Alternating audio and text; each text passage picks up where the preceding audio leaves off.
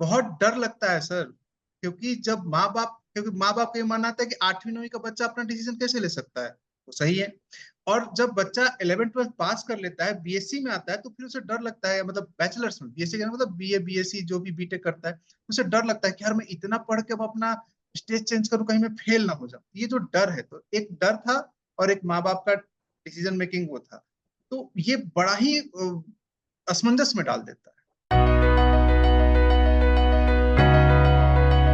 Mummy मेरी मेरी एक बात बोला करती थी कि जब मैं पेट में था उनके, तो उस समय वो मैथ्स जो है उसके आसपास की चीजें बहुत देखा करती थी, कि उनको लगता था कि जो बच्चा हो उनका, चाहे लड़का चाहे लड़की, वो मैथमेटिक्स में काफी अच्छा हो।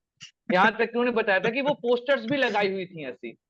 और अब इसका कितना प्रभाव पड़ता है, क्योंकि जब मैं पैदा हुआ और मेरा मैथ लिटरली आज भी बहुत अच्छा है। अब इसमें कितना वो साइकोलॉजिकली मुझे नहीं आइडिया है, पर हाँ ये था कि वो मैथ्स में चाहती थी कि मैं जाऊं। एम को डिसाइड करने, एम तक पहुंचने, रास्ता पता करने में टीचर का भी रोल है, पेरेंट्स का रोल है, और दोस्तों का पीयर प्रेशर, स्टूडेंट का भी रोल होता है। बिल्कुल। दोस्त लोग इंजीनियरिंग की तैयारी कर रहे हैं तो हम भी इंजीनियरिंग की तैयारी करेंगे, दोस्त ये कर रहे हैं तो हम भी ये करेंगे। हाँ, पेरेंट्स चाहते हैं कि हम आईआईटी नहीं कर पाए तो मेरा बेटा आईआईटी करे।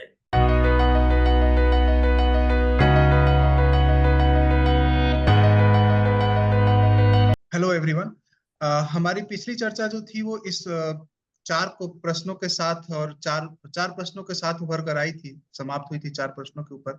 इसमें से पहला प्रश्न ये था कि सुधांशु ने ये क्वेश्चन रेज किया था कि कई बार जो हमारा एम होता है वो स्कैटर्ड एम होता है, और जिसपे सिद्धार्थ सर का ये कहना था कि एम जितना पॉइंटेड होता है उतना ही हमारा रिजल्ट भी हमारे फेवरेबल होता है। तो इन इस उस चर्चा के संदर्भ में हमने ये क्वेश्चन रेज किया था अंत में, कि कैसे क्या वो प्रयत्न करने चाहिए जिससे कि हमारा एम जो है वो स्कैटर्ड होने के बजाय हमारा एम पॉइंटेड हो जाए, फोकस हो जाए। पहला प्रश्न ये था।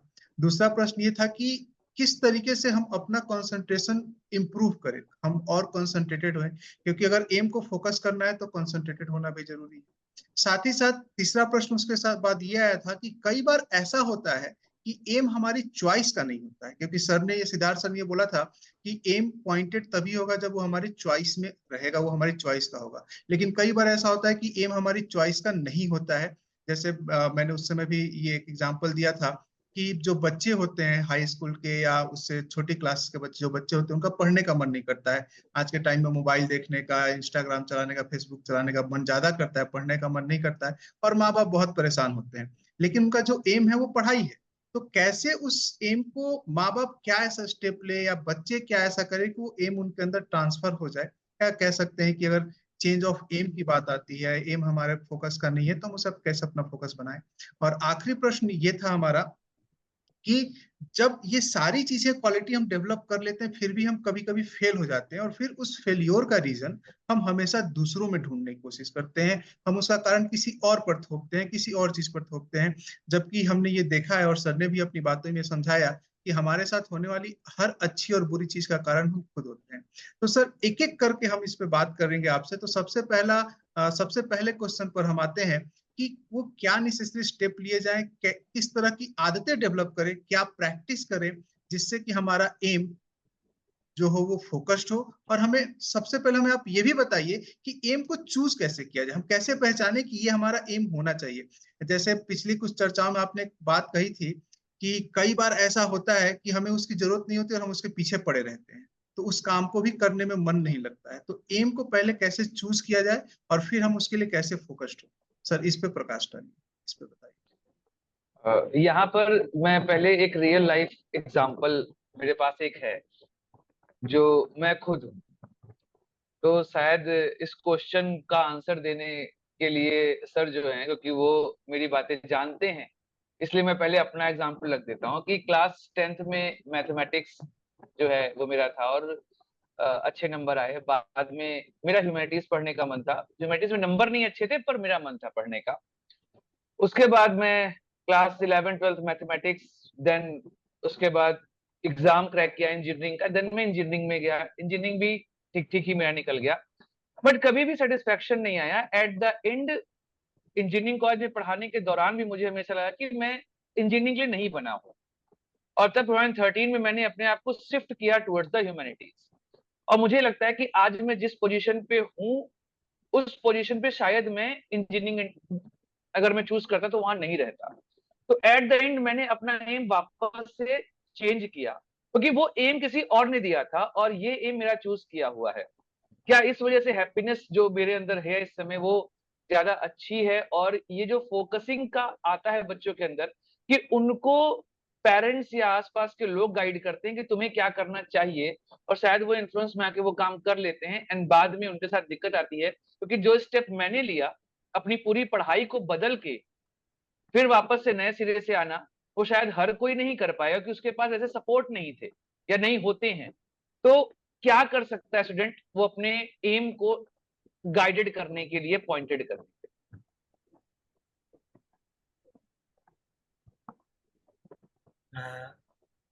ये तो बहुत बड़ा सब्जेक्ट है। जी सर, बहुत बड़ा सब्जेक्ट है। और एक पॉइंट मैं और ऐड करता हूँ सर, फिर आप कंटिन्यू करिए। जैसे सुधांशु ने कहा कि इन्होंने डिसीजन लिया, बहुत डर लगता है सर, क्योंकि माँ बाप का ये मानना था कि 8वीं 9वीं का बच्चा अपना डिसीजन कैसे ले सकता है, वो सही है।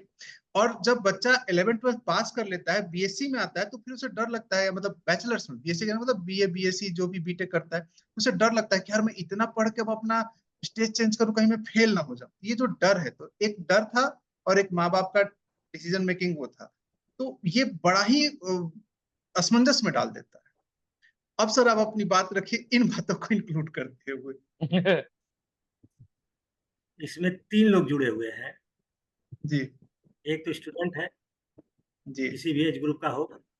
हम्म, दूसरा उसके सबसे क्लोज रहने वाले लोग, फैमिली जी मेंबर हो गए। जी तीसरा टीचर, और इसके साथ उसका फ्रेंड सर्किल, पीयर प्रेशर जिसको बोलते हैं। जी और इतने सारे फोर्सेज उस पर काम करते हैं, और इतने सारे फोर्सेज के बीच में सही डिसीजन ले पाना और उसको अपने व्यवहार में लागू करना, उसके ऊपर टिके रहना, एक बहुत ही टफ काम होता है एक जी, बच्चे के लिए खास बिल्कुल तौर से। बिल्कुल बिल्कुल। और हर पेरेंट्स की अपनी अपेक्षाएं होती हैं बच्चों से, और खास तौर से ये अपेक्षाएं पेरेंट्स की वही होती है जो उनकी अधूरी इच्छा है रही हो, वो उसे अपने बच्चों के माध्यम से पूरा करना चाहते पूरा हैं। करना चाहते हैं। ये जी ये एक बहुत बड़ा बर्डन बच्चों पर शुरू से ही, बचपन में ही थोप दिया जाता है। तो उम्मीदों का बोझ। सर यहाँ वास्तव पर मैं एक मैं इंटरप्ट करूंगा, मुझे फिर एक अपना ही कहानी याद आ गया। मम्मी मेरी मेरी एक बात बोला करती थी कि जब मैं पेट में था उनके, तो उस समय वो मैथ्स जो है उसके आसपास की चीजें बहुत देखा करती थी, कि उनको लगता था कि जो बच्चा हो उनका, चाहे लड़का चाहे लड़की, वो मैथमेटिक्स में काफी अच्छा हो। यहाँ तक कि उन्होंने बताया था कि वो पोस्टर्स भी लगाई हुई थी ऐसी। और है। अब इसका कितना प्रभाव पड़ता है, क्योंकि जब मैं पैदा हुआ हूं और मेरा मैथ लिटरली आज भी बहुत अच्छा है। अब इसमें कितना वो साइकोलॉजिकली मुझे नहीं आइडिया है, पर हाँ ये था कि वो मैथ्स में चाहती थी कि मैं जाऊं। नहीं, उसका उन बातों का असर कुछ पड़ता ही है। साइकोलॉजी में भी असर पड़ता है और जेनेटिक इफ़ेक्ट भी पड़ता है बच्चे को पर्सनैलिटी के ऊपर। तो ये बताया ना कि बहुत बृहद सब्जेक्ट हो जाता है, बहुत बड़ा विषय हो जाता है जी डिस्कशन करने बिल्कुल के। बिल्कुल। और ये विषय साइकोलॉजी को इंक्लूड करता है, थोड़ा फिलॉसफी को भी इंक्लूड कर लेता है। हालाँकि फिलॉसफी, साइकोलॉजी एक ही पहलू, एक ही सिक्के के 2 पहलू हैं, बहुत जुड़े हुए हैं। और इसलिए ये सारी चीज़ें, पीयर प्रेशर, पेरेंट्स, टीचर और बच्चे का अपना खुद का सेल्फ, ये सब मिलकर एक ऐसा सिचुएशन क्रिएट कर देता है जिससे बच्चे सँभल नहीं पाते हैं, और जब समझ में आती है तो समय हाथ से निकल चुका होता है। बिल्कुल बच्चे का इंटरेस्ट क्या चीज़ में है? जैसे एक सवाल आप बोल रहे थे कि बच्चा पढ़ना नहीं चाहता है, हाँ और दूसरा एम उसके चॉइस का नहीं है।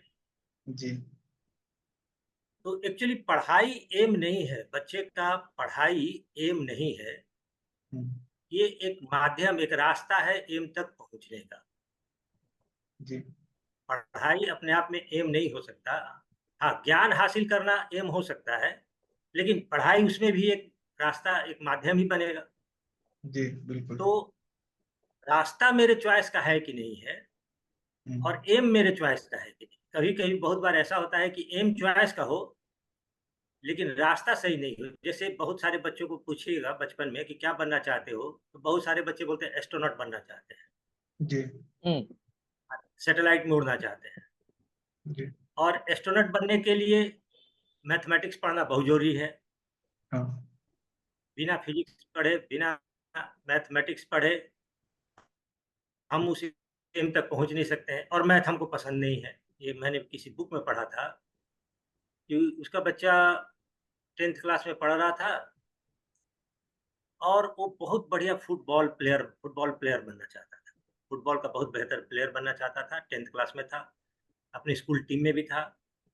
लेकिन उसको सिगरेट पीने की आदत थी, और अपने पेरेंट्स से छुप-छुप कर सिगरेट पीता था। तो उसके पेरेंट्स ने कहा, उसको बुलाकर समझाया, बोला कि देखो मैं भी सिगरेट पीता हूँ, कोई दिक्कत नहीं है, तुम भी मेरे साथ सिगरेट पी सकते हो, छुप-छुप के पीने की ज़रूरत नहीं है। लेकिन तुम एक फुटबॉलर बनना चाहते हो, फुटबॉल खेलना चाहते हो, फुटबॉल प्लेयर बनना चाहते हो, और फुटबॉल खेलने के लिए बहुत अच्छे फिजिकल हेल्थ की ज़रूरत पड़ती है, स्टेमिना की ज़रूरत पड़ती है, और उस स्टेमिना के लिए, उस फिजिकल हेल्थ को हासिल करने के लिए सबसे बड़ा बाधक है तुम्हारा सिगरेट पीना। अगर सिगरेट पीना कंटिन्यू करोगे तो फुटबॉलर नहीं बन सकते, वो सपना भूल जाओ। बिल्कुल। अगर फुटबॉलर बनना चाहते हो, तो सिगरेट पीना छोड़ दो। ये डिसाइड तुम कर लो कि तुम्हारे लिए कौन ज़्यादा बेहतर चीज़ है। एसेंशियल है। हाँ, इस पर लोगों से बातचीत कर लो, समझ लो। बच्चा बात को समझ गया और उसने सिगरेट पीना छोड़ दिया। छोड़ो। अगर उसकी पिटाई की जाती, उसको डाँट-डपट किया जाता, उसका इंसल्ट किया जाता, तो उसका नेगेटिव असर उसके ऊपर पड़ता। क्योंकि माइंड के ऊपर किस बात का कैसा असर पड़ेगा, जब तक इस बात की जानकारी टीचर को, पेरेंट्स को नहीं होगी, जो कि आज के डेट में बहुत डिफ़िकल्ट है थोड़ा, तब तक हम बच्चे को सही रूप से गाइड नहीं कर सकते। रिवार्ड और पनिशमेंट थ्योरी भी यहाँ बड़ी काम करता है। हमारे यहाँ काम करने के लिए एक मेड मेड आती थी, सर्वेंट। उसका एज थोड़ा कम था मतलब यंग थी, और जब काम करने आती थी, तो अक्सर वो एब्सेंट होती थी। तो हम लोगों ने उसके ऊपर शर्त रखा कि देखो तुम जिस दिन एब्सेंट रहोगी, 3 दिन की 4 दिन, महीने में 4 छुट्टी तुमको हम लोग देंगे, 4 छुट्टी का कोई पैसा नहीं कटेगा, 4 से ज़्यादा छुट्टी कटेगा अगर, तो तुम्हारा पैसा हम लोग काटेंगे। ये था पनिशमेंट। उसने इस बात को एग्री कर लिया, और किसी दिन काम करने नहीं आती थी, फ़ोन कर देती थी कि आज हम काम करने नहीं आएँगे, तबीयत ठीक नहीं है। और रोड पर कहीं मिल जाती थी, तो बोलती थी कि ठीक है, पैसा काट लीजिएगा। एकदम हाँ। नेचुरल बोलती थी, पैसा काट लीजिएगा। तो मतलब हम लोग का पर्पज़ सॉल्व नहीं हो रहा था, बल्कि और ज़्यादा वो बोल्ड हो गई कि क्या होगा, पैसा काटेंगे। तब हमने अपनी स्ट्रैटेजी को थोड़ा चेंज किया, और उसके सामने शर्त ये रखा कि ठीक है, ये 4 दिन की छुट्टी तुमको हम देंगे, और इस 4 दिन भी अगर तुम आती हो, तो इसके बदले में एक्स्ट्रा पैसा देंगे। जी तो उसके बाद उसने छुट्टी लेना तो बंद ही कर दिया, और जो 4 दिन वो हफ्ते में, महीने में लेती थी छुट्टी, उस दिन भी आने लगी। अब बहुत जब अर्जेंट होता था, हम्म, तब उसको लगता था क्या कि तब वो छुट्टी ले लेती थी, क्योंकि 4 दिन का तो छुट्टी का पैसा कटना नहीं था। जी छुट्टी ले लेती थी।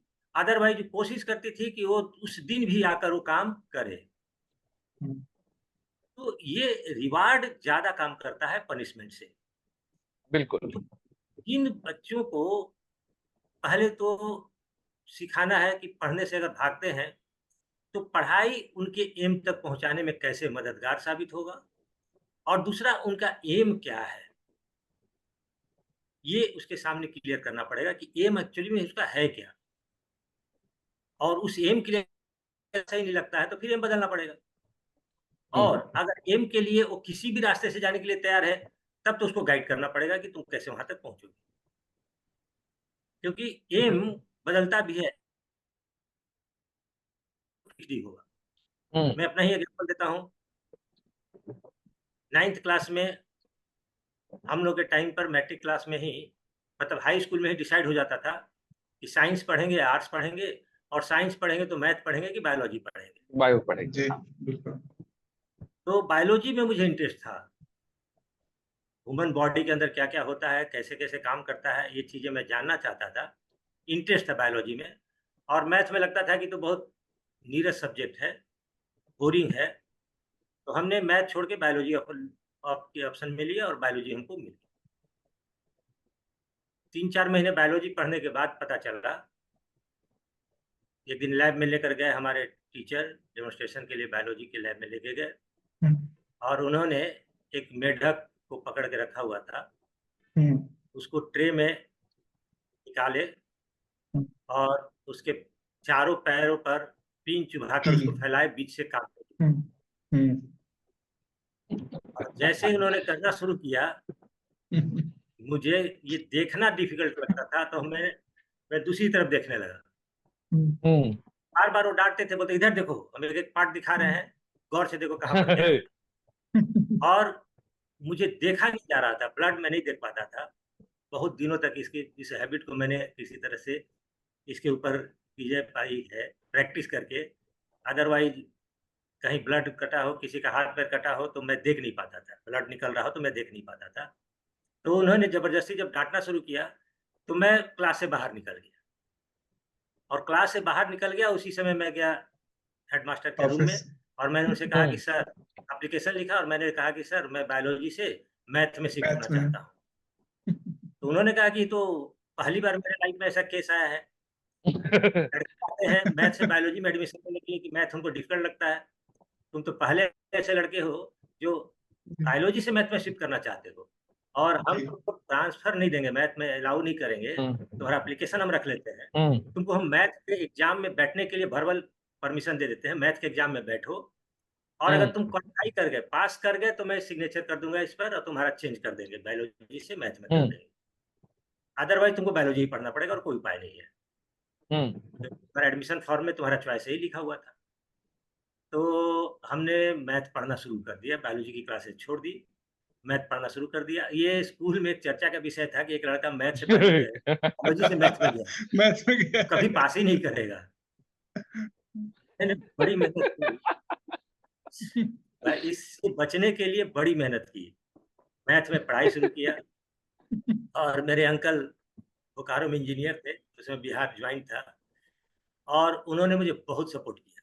मैथ पढ़ना मैंने उन्हीं से सीखा। उन्होंने मुझे मैथ पढ़ाना शुरू किया, मैथ पढ़ना मैंने शुरू किया, और रिजल्ट जब आया तो एलिमेंट्री मैथ से ज़्यादा मुझे एडवांस मैथ में नंबर आए थे।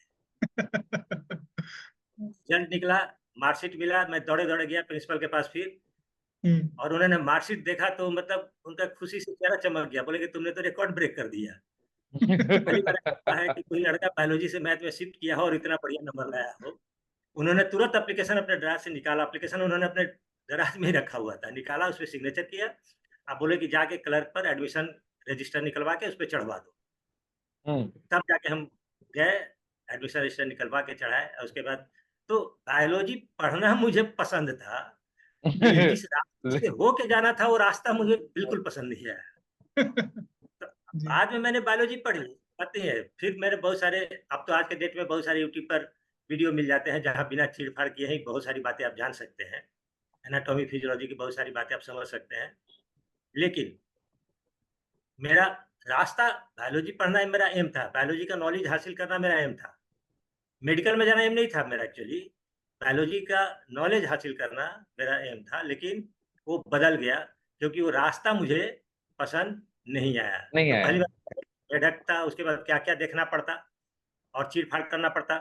तो उन सब से बचने के लिए, तो आपको ये बच्चों को, पेरेंट्स को ये समझना पड़ेगा कि मेरे बच्चे का इंटरेस्ट किस चीज़ में है। और उसके अकॉर्डिंगली उसको गाइड करना पड़ेगा और फिर बताना पड़ेगा कि इस चीज को पाने के लिए क्या स्टेप्स लेने होंगे। हाँ ये चीज पढ़ना जरूरी है। अभी मैं हाल फिलहाल की बात बताता हूँ। एक 7th क्लास की लड़की हमारे पास आती है, मेरी रिलेटिव भी है, पढ़ने के लिए आती है। उसको फैशन डिजाइनिंग में बड़ी शौक है। अपने बुक पर, अपने कॉपी पर बनाते रहती है डायग्राम, फैशन से रिलेटेड ड्रेस बनाते रहती है और हर एक पेज पर उसका बना हुआ रहता है पेंसिल से डिजाइन। तो बोली ना कि हमको तो फैशन डिजाइनिंग की तैयारी करनी है और पढ़ाई करना है। तो हमने सिंपली कहा कि फैशन डिजाइनिंग के लिए तुमको निफ्ट की तैयारी करनी पड़ेगी।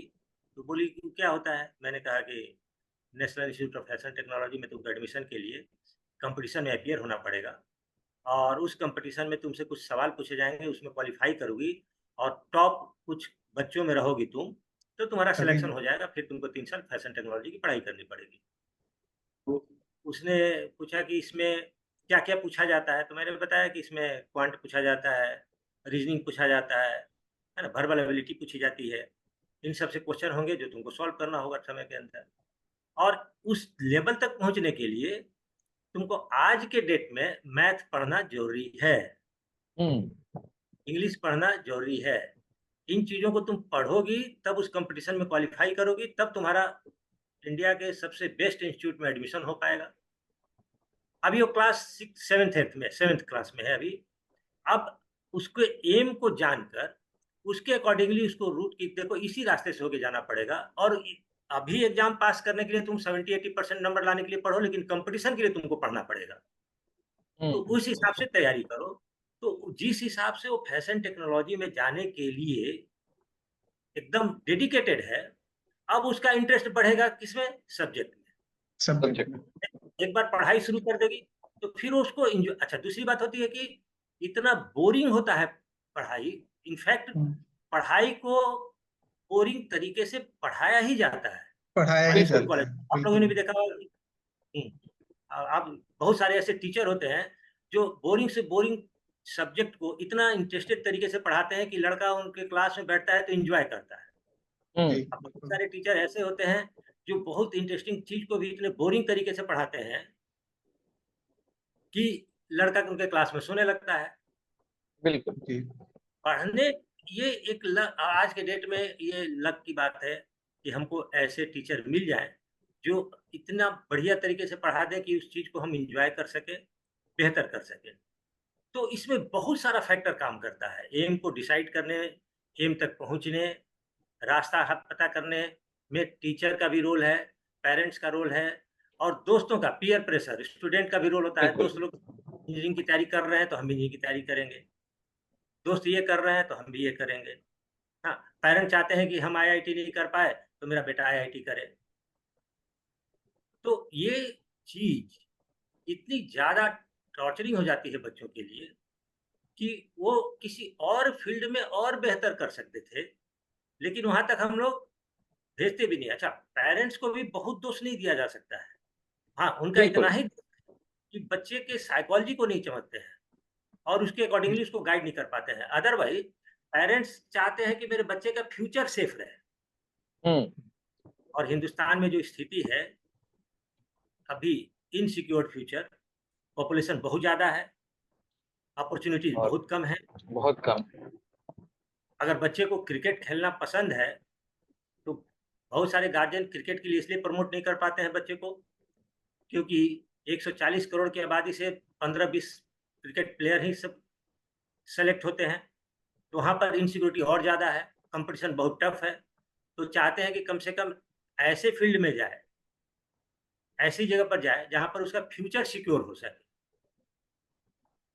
लेकिन इन सारे चीज़ों को बीच में बैलेंस करते हुए बच्चे को निकलना थोड़ा-सा प्रॉब्लम है, डिफ़िकल्ट है, लेकिन इम्पॉसिबल नहीं है। अगर सभी लोग मिल के कोशिश करें तो बच्चे को सही ट्रैक पे, क्योंकि बच्चे का दोष इसमें सबसे कम है। हम्म। और बच्चा अगर पढ़ना नहीं चाहता है तो इसमें बच्चे का इतना दोष नहीं है। अब ये पता करना पड़ेगा कि बच्चा पढ़ना क्यों नहीं चाहता है, इसको पढ़ने की लेकिन तरफ मोटिवेट कैसे। बिल्कुल। लेकिन एक चीज जो आज के मॉडर्न एज में सबसे इम्पोर्टेंट आ चुकी है वो ये है कि अपॉर्चुनिटीज तो हम ये मान सकते हैं, लेकिन हाँ, जितना ज्यादा एक्सपोजर इस समय बच्चों के पास अवेलेबल है या कैरियर ऑप्शंस बहुत ज्यादा हैं आज के समय में, उस वजह से अगर वो थोड़ा सा पेरेंट्स भी बच्चों को साइड मतलब जो कन्वेंशनल एजुकेशन है उससे हटकर सपोर्ट करना शुरू करें तो शायद सक्सेस रेट जो है वो बढ़ सकता है। एक एग्जाम्पल मेरे पास यहाँ पर भी है कि मेरी सिस्टर जो है वो क्लास 10th साइंस और 12th साइंस से पास करी, बट उसका कभी इंटरेस्ट नहीं था, उसके नंबर भी बहुत अच्छे नहीं आए उस दौर पे। देन उसने अपना स्ट्रीम चेंज किया और आर्ट्स में गई। अच्छा, आर्ट्स गई, आर्ट्स में भी उसको मजा नहीं आया, नंबर भी वहां भी ओके ओके ही आए उसके। एक्चुअली वो क्रिएटिव थॉट होता है उसका, वो काफी अच्छी डिजाइनिंग करती थी। एट द एंड जहां से भी उसको ये सपोर्ट मिला क्या मिला, लेकिन हाँ, उसने अपना स्ट्रीम चेंज किया, उसने इलाहाबाद यूनिवर्सिटी से फैशन डिजाइनिंग में कोर्स किया। फैशन डिजाइनिंग कोर्स करने में उसके नंबर इतने बेहतरीन थे कि पहली बात तो उसने यूनिवर्सिटी ही टॉप करी उस पर्टिकुलर उसमें क्या बोलते हैं सेगमेंट में। देन उसके बाद अपना बुटीक ओपन करी एंड क्वाइट सक्सेसफुल एंटरप्रेन्योर कह सकता हूं। यहां तक कि उसने एक नया चीज शुरू किया कि कॉलोनी की जो बच्चियां थी 12 साल 15 साल 20 साल की, उनको वो फ्री ऑफ कॉस्ट ट्रेनिंग देती थी और उनको भी प्रमोट किया कि तुम भी ये काम कर सकती हो। तो एट द एंड बात यही होता है कि हमें थोड़ा सा सपोर्ट चाहिए होता है कि हम लाइन से हटकर सोचें, और वो जो कन्वेंशनल मेथड चल रहा है ना कि डॉक्टर बनना है, इंजीनियर बनना है, सीए बनना है या लॉयर बनना है, हम शायद इन चार से हटकर भी आगे बढ़ सकते हैं। और सबसे बड़ी प्रॉब्लम क्या है, इन चारों को पढ़ने के बाद भी हम आईएएस बनना चाहते हैं। हम इंजीनियरिंग कर लिए फिर आईएएस बनेंगे। मेरा यहाँ पे आईएएस को लेकर कोई वो नहीं है, लेकिन मेन बात यही है कि हम अगर कोई कोर्स कर रहे हैं, कोई स्किल ले रहे हैं, तो उस स्किल का यूज तो करें। अगर मैं इंजीनियर बनने के बाद आईएएस बनने की कोशिश कर रहा हूं तो कहीं ना कहीं मैं उस स्किल को पीछे छोड़ रहा हूं। और ये जो पीयर प्रेशर बन चुका है सोसाइटी का कि if you want to be successful तो आपको इस फील्ड में जाना पड़ेगा, लेकिन शायद मॉडर्न वर्ल्ड में ये आसान हो चुका है कि हम सक्सेसफुल हो सकते हैं और किसी भी फील्ड में हो सकते हैं। हमें कोई एक कन्वेंशनल प्रिपरेशन करने की रिक्वायरमेंट यहाँ पर नहीं है। इस चीज का ध्यान रखना पड़ेगा हमें आज के दौर पे कि हाँ, मॉडर्न वर्ल्ड में ये ऑप्शन तो अवेलेबल है कि you choose your way to be a successful person. तो आज की चर्चा हमारी इस बात पर रही कि हम अपने एम को कैसे पॉइंटेड करें, कैसे फोकस्ड करें और डिसाइड कैसे करें। और इस एम को डिसाइड करने में जो तीन सबसे बड़े फैक्टर्स इंपॉर्टेंट रखते हैं वो सबसे पहले हमारे माता पिता हैं, दूसरे हमारे टीचर्स जिनसे हम पढ़ते हैं, और तीसरी जो हमारी सोसाइटी, हमारा फ्रेंड सर्किल है, वो मिलकर कहीं ना कहीं हमारे इस एम को, हमारे डिसीजन ऑफ एम को अफेक्ट करता है। तो यहाँ पर एक सवाल और ये उभर कर आता है कि ये सब सारे दबाव होने के साथ साथ एक स्टूडेंट, एज ए स्टूडेंट, मैं ये क्वेश्चन सर से के सामने रखूंगा अगली चर्चा में कि कैसे हम डिसाइड करें कि हमारा एम होना क्या चाहिए। क्योंकि सोसाइटी को देखेंगे तो फैसिनेटिंग एम्स ज्यादा अच्छे लगेंगे कि भाई मैं आईएएस बन जाऊं, आईपीएस बन जाऊं, साइंटिस्ट बन जाऊं, लेकिन क्या वो जरूरी है मेरे लिए? क्या वही एम मेरा एम है? ये कैसे मैं डिसाइड करूं, कैसे मैं चूज करूं कि मेरा एम क्या है? और इसी बात पर हम अपनी चर्चा को अगले भाग में कंटिन्यू करेंगे। अगर आपके पास भी इस एम, डिसीजन ऑफ एम को लेकर कुछ सवाल हैं, आप भी उलझनों में फंसते हैं, तो आप वो सवाल हमसे पूछ सकते हैं, हम उस पर भी आगे की हम उसमें चर्चा करेंगे।